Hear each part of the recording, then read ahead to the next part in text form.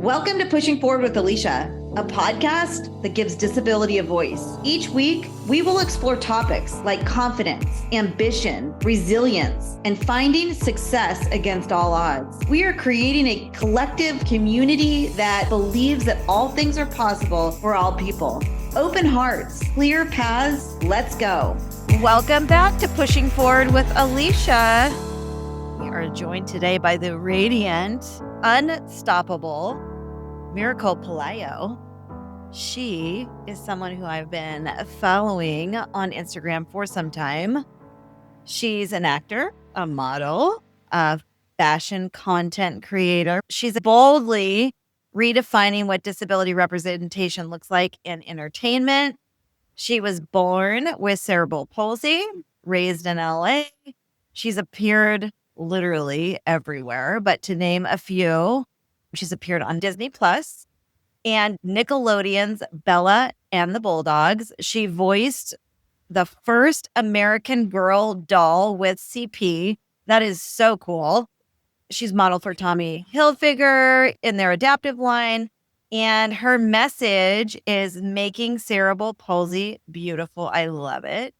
That must be because you're so beautiful. It just happens naturally.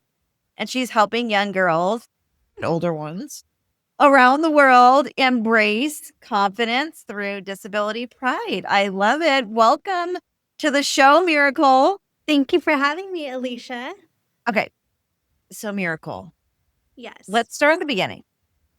You were a 23-week preemie with a 5% survival rate. Can you talk a little bit about where did this miracle of your life begin? And can you share a little bit of your background with us? Okay, so my mom had a kidney infection with me at 23 weeks. And all of the doctors told my mom that I wasn't going to live up to be anything. There would be a lot of complications, including me being blind, deaf, deformed, to the point where the doctor said at the time they unfortunately used the R word with me. So the doctor said that because of all of these complications of having a 5% chance survival rate, that the only option was to have an abortion with me. And they wanted her to just get rid of the pregnancy altogether. But my parents took a leap in knowing what could happen. And they're like, no, our daughter's going to live. And so my mom and dad said, no, we're going to see how our little girl makes it. And we're going to see what's going to happen. And so because of that, the doctors told my mom that the best thing for her to do was to have me at prematurity, because if she carried me to full term, it would have expired us both. My mom went into labor with me at 23 weeks, and I weighed 1 pound, 2 ounces, then I went to 14 ounces. And with a 5% chance of survival rate, I survived the first night, and the very first time I opened my eyes was on Christmas Day. Then I was transferred to another hospital where it could be even stronger medicine for me, and that was actually the NICU in Utah. So I was there for about 4 months, and my parents were with me every single day, and they took shifts taking care of me. Long story short, I was UCI Irvine's first preemie to survive.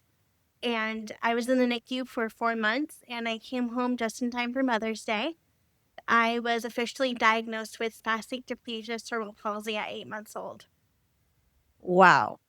I'm Thank you. assuming that's where your name comes from, Miracle. I think that's an incredible story right off the bat, that at 23 weeks you were born and there's a 5% survival rate and you made it.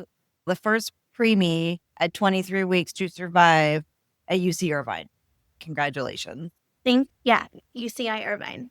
I also have to give a shout out to NICU nurses. You guys are such incredible people. To all of the nurses that took care of me, if you're watching this, thank you for all that you do, and thank you for taking care of me.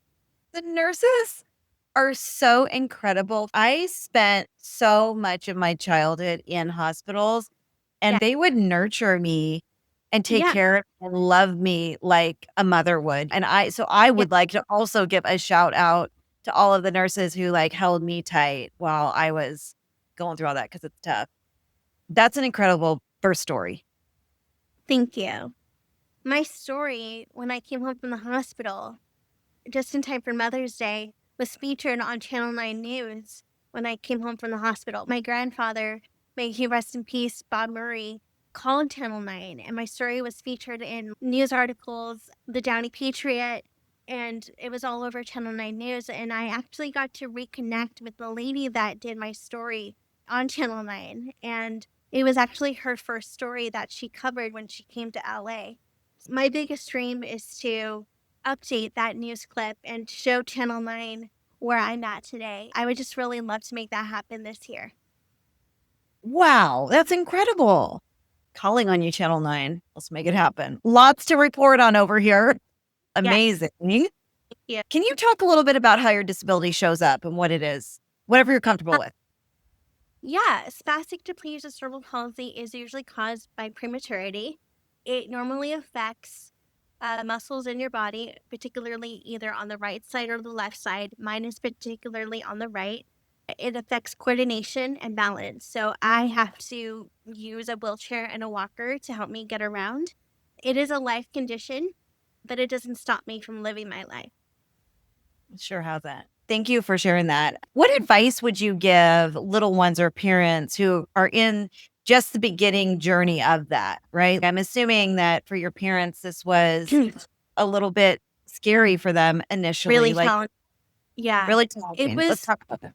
It was really hard for my parents because shortly after I was diagnosed, I had my first surgery at 4 years old in Utah. So I had multiple surgeries, physical therapy, speech therapy, occupational therapy, you name the therapy clinic, I was there getting the most therapy that I could. So my advice for parents of kids with special needs, particularly with cerebral palsy, just take it one day and one opportunity at a time. Yes, it's going to be frustrating, but I believe that you were chosen to be on this journey for a reason, and it's going to be hard. Your job is to advocate for your child, and to the little one with cerebral palsy or any disability diagnosis, just know that you are a warrior, you are strong, and you are going to push through more than you could ever imagine. Oh, I love it. And I'm assuming that your parents are pretty strong advocates for you. Oh my, Yeah. yeah. A lot of us that have congenital disabilities, I think we share that story often, not always, but that our Mhm. parents advocated for us before we were able to do that. Can you talk about how that's helped you find your own voice? My parents were always in the IEP meetings with my teachers and the school psychologists and things like that. So I was in special ed from kindergarten up until about 7th grade. I was mainstreamed in regular ed when I was in 8th grade. My teachers noticed that I was picking up the material too quickly, and it was actually my 7th grade middle school teacher that said to me, he goes, "You are way too smart to be in special ed. I'm going to set up a meeting with your mom and your dad to let them know that you are leaving special education today." And so we had all of the IEP meetings to get me going, and I graduated high school 4.0 GPA, and I was on the principal's honor roll all my 4 years of middle school, and I graduated cap and gown in high school.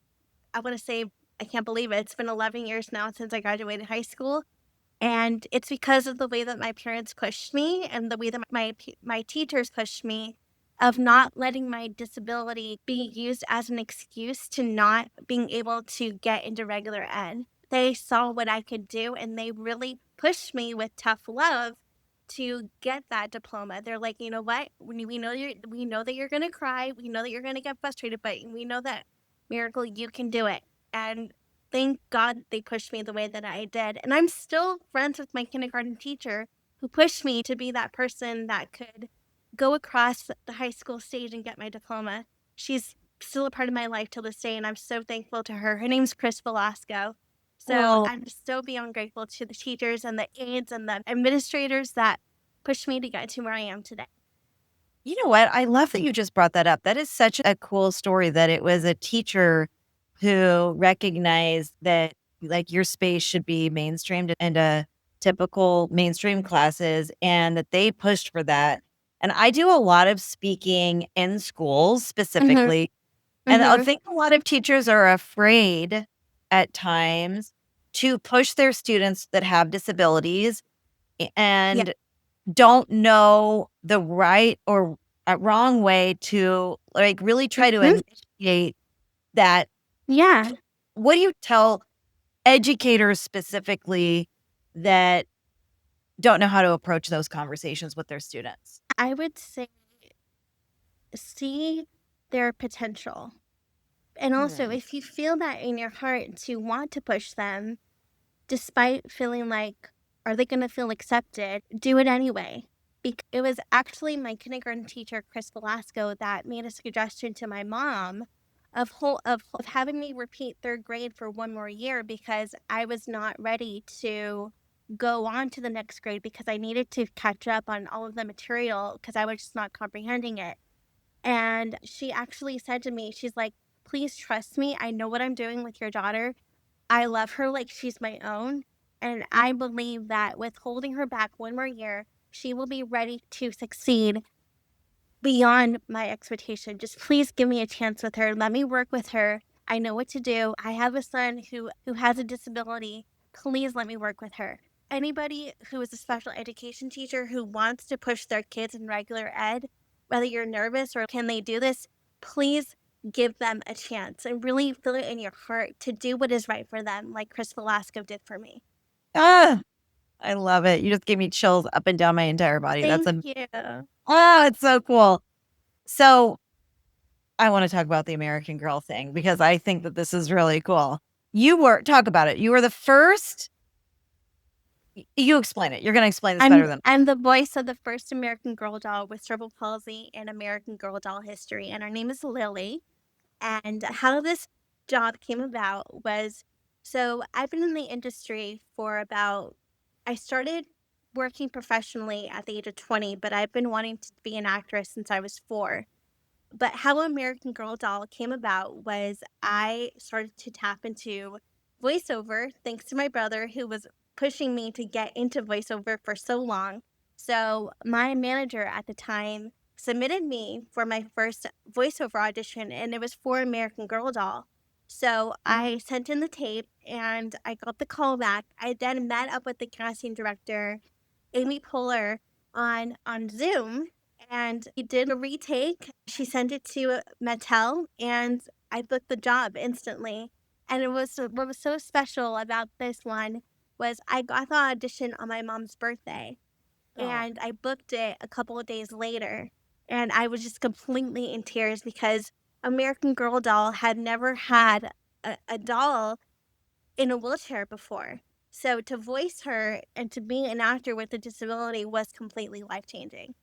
that's amazing. And what year was this? I can't believe it's been 4 years now since I did this job, and it's still impacting my life to this day. So I did it in 2021, and I have to say, like, it's my most proud project out of everything that I've done so far. And why is that? Because after that, so many people who had kids with disabilities reached out to me and they said, you gave my son and my daughter a voice. Through a girl doll, you gave me hope in believing that my kid with a disability can make their dreams possible just like you did. Oh So, my and they God. told me, thank you for paving the way for them. And you know what? It was paving the way like 4 years ago. The authentic representation, like advocacy, I feel like that's when it really started to pick up a little. The Mm-hmm. last several years, we've had a good, solid, it Yeah, feels like a solid push more than ever. But right. you back then was at what I would assume, and I could be wrong, but more at the beginning The stages of beginning stages, yeah. Yeah. so that's really cool to be a part of that too, I'm assuming.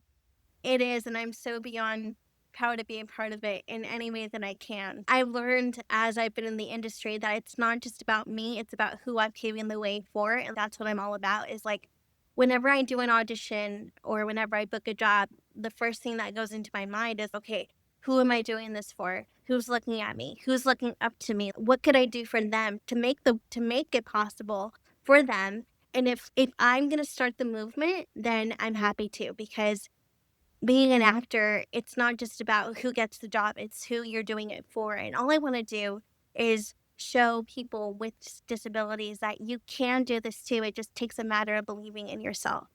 You're so right. And it is pretty incredible just by you showing up and showing up with your talents, how that can change somebody's life forever. It happens to me too, where I get messages and like I have girls that reach out to me and they're like, after speaking to you or seeing you, you've changed my life. Like I'm stronger now. I believe in more things. And so that's really powerful and incredible and important work. And I love it that you're doing it at such a young age. You've Thank got you. a big future in front of you for sure. Thank you so much. Thank you. Yeah, I'm only 32. Oh So my God, I love it. I've been working professionally since I was 20. My first co-star was with Ellen Tudyk on Oh a wow. web series called Con Man, and then Bella and the Bulldogs happened. But my first introduction to performing was actually theater at 14. But I've been wanting to be an actress since I was 4. I don't know how I had it in me, but I just felt like it was just something I had to do for the rest of my life. Wow. So tell us a little bit about that. Theater to Nickelodeon. Like how did that Yeah. progress? So my dad, growing up, my dad would always videotape me on our video cam recorder, and it was one of those where you can put it into a VHS tape. And so he would always say miracles on TV, and I literally thought I had my own TV show at 4 years old. So if the camera wasn't on me, I would throw the biggest tantrum you would ever see in your entire life. I demanded the camera's attention. But also growing up, my godmother did theater all of her middle school and 4 years of high school at the same middle school and high school that I went to. Her parents met in acting class. My cousins have done theater. So I guess it was just somewhat in the family genetics of somewhat doing away with acting. But when I was 12, my parents took me to go see The Miracle Worker, the play, on my 12th birthday. And I saw that the girl playing Helen Keller was able bodied playing a disabled character. And I turned to my dad and I said, Dad, watch me change that one day. Just watch me. So Oh, I did. So my very first introduction to theater was I was part of a Boys and Girls Wheelchair Club, co-winners on Wheels in Long Beach, and it was just like a wheelchair club where you could just do things together. Like, we would have Christmas and Halloween parties all the time, and we had this performing arts group called Kids on Stage for a Better World that was directed and choreographed by Grounded for Life's Lindsay Bartleson. And I became childhood friends with a girl named Michaela Jo Murphy, who is the voice of Toph in Avatar: The Last Airbender on Nickelodeon. And she and I grew up together. We stayed in contact. And when I was 14, I started like really wanting to perform for like in my school plays. I was begging the teachers to make me the lead actress in all the school plays that they put on. And then at 14 was when I auditioned for Kids on Stage after reconnecting with Michaela. So my parents got me an audition and I performed for them. And long story short, Lindsay Bartleson let me be in the group. I was the only disabled member in the group with all of the kids, and it was a triple threat group. So we did singing and dancing and acting. So I only did the hand movements when they would dance. So I did over 30 shows with them. I took my final bow in 2009. And then high school came about, and I did drama on my 4 years. Um, and then a month after I graduated high school, my dad took me to SAG-AFTRA to get information on how to get started in the industry. And then after my dad and I left, my first former agent stopped me from leaving and she said, I want to represent you. So it's been a journey ever since then, and I'm happy to be on the journey that I'm on. ah, what a story. That is Thank incredible. you. From Thank, VA tapes to like all of these amazing, incredible just opportunities that you've had. Wow. thank you. So you've performed over 30 live shows. What are some of the biggest challenges that you've run into in this like whole scope of your career? I think the biggest challenge is to knock down the barriers of disability representation in casting. Um, so often, able bodied actors are portraying disabled characters, and There is a lot of awareness now, but I'm going to be legit honest with you. We still have a long way to go because Hollywood is so used to using able bodied actors, but they're not used to real, authentic disability representation. So that is a really big challenge because only 4% actors with disabilities are seen on television and film. So that's definitely the biggest challenge for sure.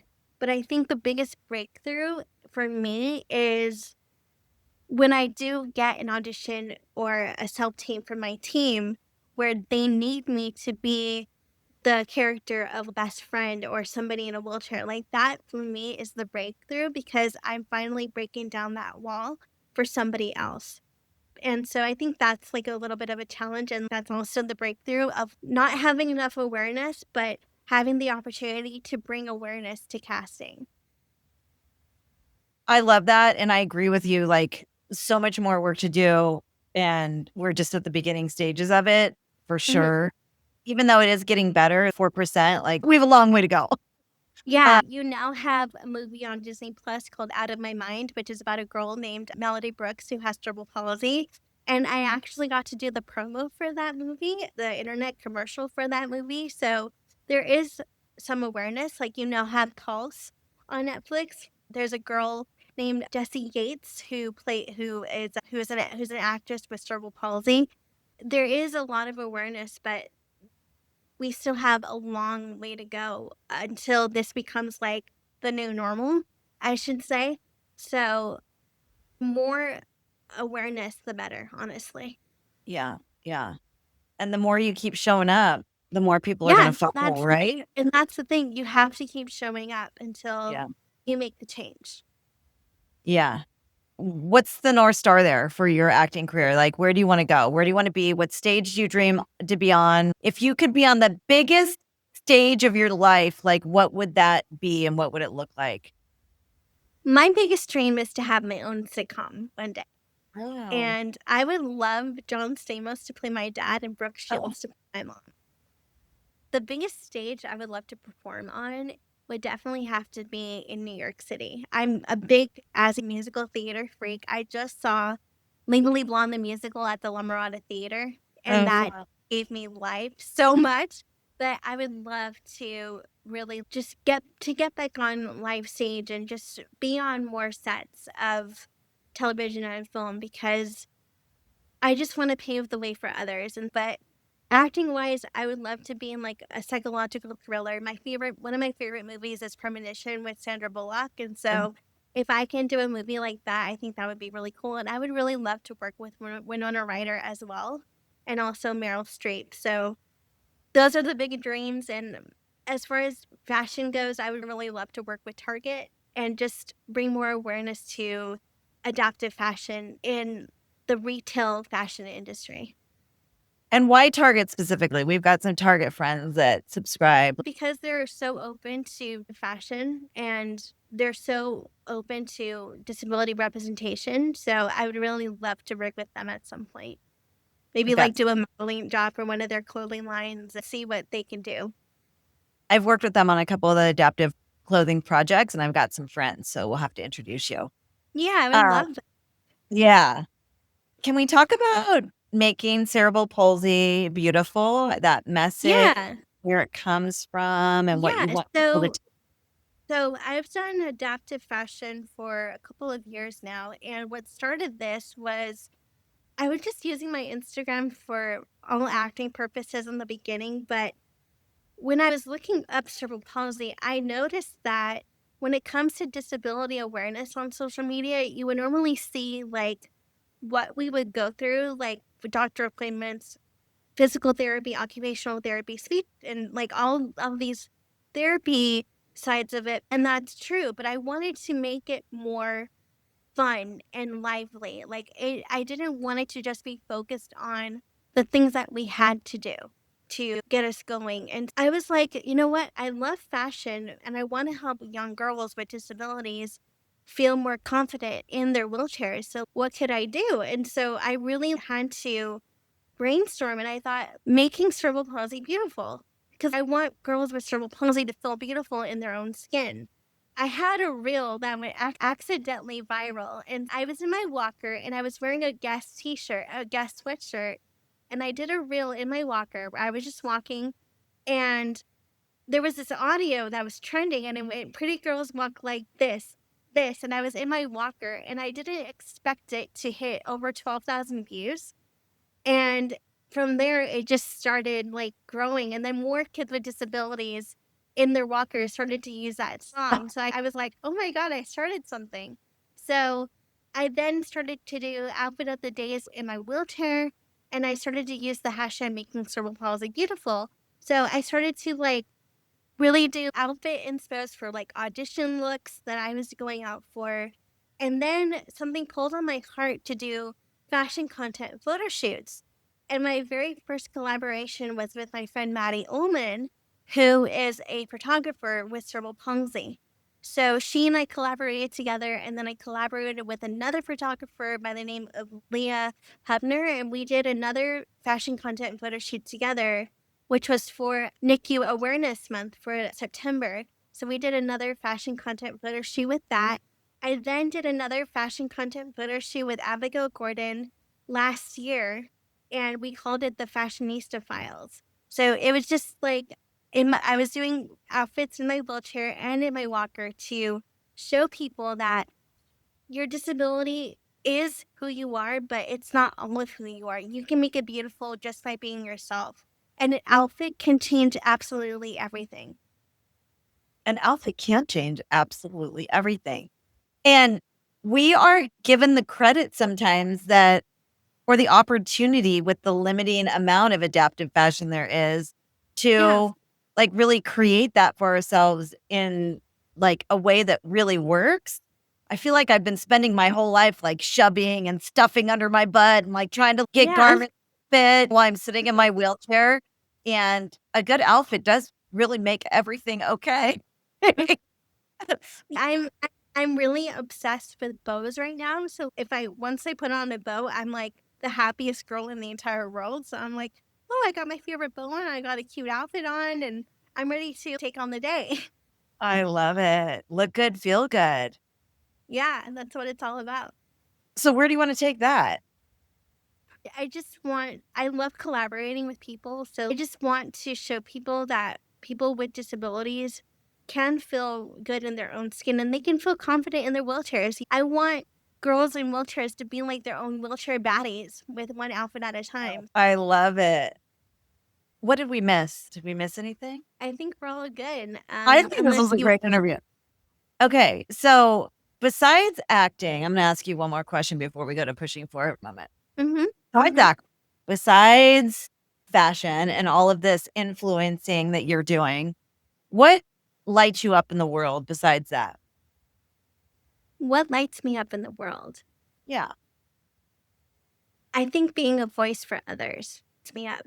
Knowing that what I'm doing is changing somebody else's life is what keeps me going and what keeps me keeping on. Like knowing that what I'm doing is inspiring others to do the exact same or something different. I love being that spark for others. And so that's what keeps me pushing to keep going with what I'm doing. And I have to say, just like an outsider looking back in, you really are a sweet, bright, like warm light. And I think our world really needs that right now. And you do a really good job just with your smile, to be honest with you. So you got to keep doing what you're doing. You're doing really awesome and important work. Thank you so much. Yeah. Okay. I told you it was coming. And the show forward moment. Do you have a little pushing forward mantra, quote, something to wrap the show up with? My pushing forward mantra is actually a quote. It says, inclusion is not about who you invite to sit at your table, but it's believing that they belong there. Oh, it's beautiful. Absolutely. Miracle, I'm so happy that we finally met. Thank you so much for coming on our show. Our community is going to absolutely love and adore you. And who knows, maybe you'll have some target opportunities coming to follow. Thank you so much. Yeah, and we'll stay in touch. Awesome. Okay. And thank you to our community for joining this amazing episode with Miracle. This has been Pushing Forward with Alycia, and pushing forward is how we roll on this podcast. We will see you next time.